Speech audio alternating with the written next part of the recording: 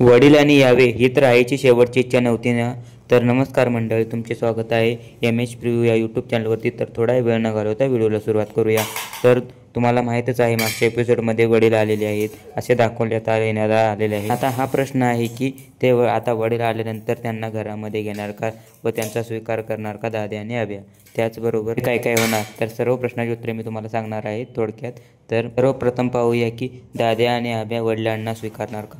तर दाद्या आणि अभ्या येणाऱ्या एपिसोडमध्ये आपल्याला पाहायला भेटणार आहे की दाद्या आणि अभ्या त्याच्या वडिलांना स्वीकारताना पाहायला भेटणार आहेत. कारण दाद्याच्या वडिलांचा स्वभाव हा खूप चांगला असतो.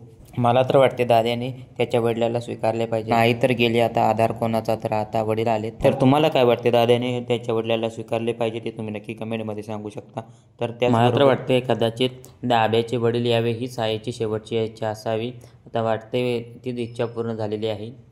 तर तुम्हाला काय वाटते तुम्ही नक्की कमेंटमध्ये सांगू शकता. आणि व्हिडिओ आवडला असेल तर लाईक, शेअर, सबस्क्राईब करा, कारण असेच व्हिडिओ तुम्हाला आपल्या या चॅनलवरती पाहायला भेटत असतात. तर नमस्कार मित्रांनो, तर आता आपण भेटूया पुढच्या एपिसोडमध्ये. तोपर्यंत धन्यवाद.